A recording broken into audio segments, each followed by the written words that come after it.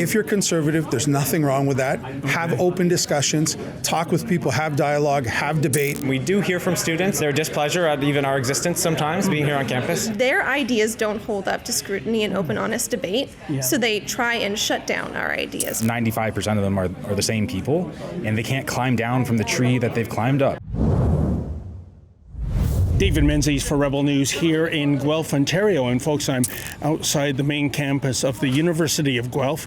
We're about to take in a panel discussion called Restore the North, and it's headed up by some heavy-hitting MPs. I'm talking Jivani, Dr. Matt Strauss, and Ned Couric. It's ostensibly all about growing the conservative movement on campus. As you know, campuses these days, they are bastions of Marxists and Islamists. Being a conservative means flirting in some cases with cancel culture, but maybe it's time, to say it loud, say it proud, to be a proud conservative, to speak out against what is happening in this country. And when it comes to restore, wow, where do we even begin?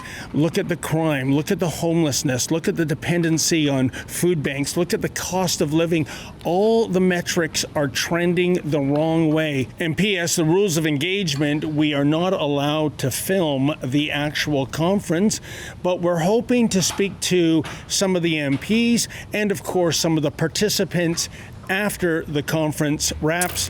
Check it out. So Restore the North for us, and what we wanted to do today was to reach that generation, that university generation, where we feel that they will be affected the most in the next 20 years, and they will effectively be running the country in the next 20 years. We want to bring our message to them, interact with university students, and let them know that this is an open space to talk about a lot of things like we did today, and it starts with them. It starts with them getting ignited like we did at that age, and that's what will restore the North. What is it like being a conservative on campus these days? I mean, I think we've seen sort of a revival of the conservative movement among Gen Z students, even here at the University of Guelph.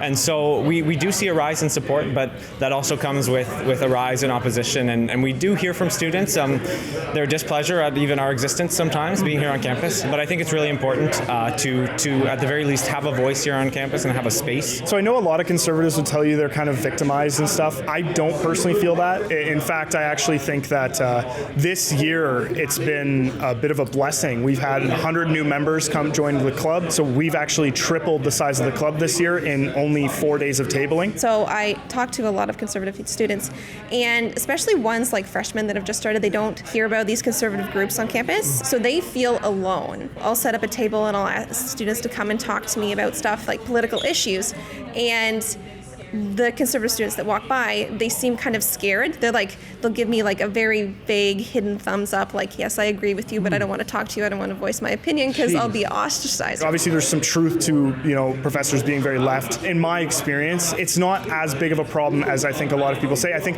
when it comes down to it with things like our student unions, like CSA, stuff like that, that's a different story. Yes. Those are heavily dominated by people that are very left-leaning.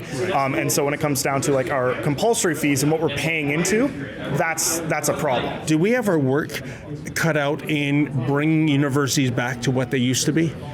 I think so, and it's concerning because we're talking to uni kids, and I've toured some other campus clubs, and that's more or less news to me as I got politically involved, and that is reality, that conservatives don't feel that they're welcome or on some university and so on. We've heard many, many stories. So this tour, the Restore the North tour, is exactly that. We're establishing a space where open discussion is encouraged, and we'll talk about a lot of things to do specifically with that age group. Young people want to be a part of something. Yes.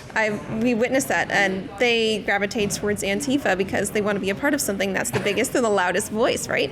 And as conservatives, we need to offer them an alternative. Well, folks, I'm with Marcus. He just took in the Restore the North presentation, and he raised a great question to the panel. And it was all about wanting his student union to denounce the assassination of Charlie Kirk. You'd think that'd be a no-brainer. What happened, Marcus? Well, first off, I serve as an elected director on the board, and I put forward a motion to put out a statement to denounce this. The statement was edited, took out some of the parts that would have been a little more controversial among some of our more left-leaning members.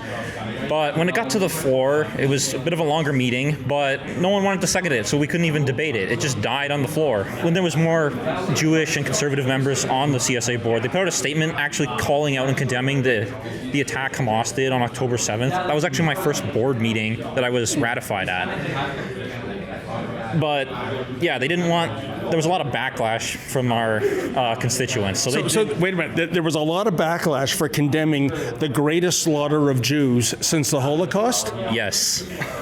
Harder asked a very interesting question of the panel, namely, what happened in the federal election a few months prior to the election? As you know, looked like the Conservatives were cruising to a supermajority, and then, well, we know what happened on the night of April 28th. Carter, were you satisfied with the answers that you got from the MPs? And by the way, can you recap those answers?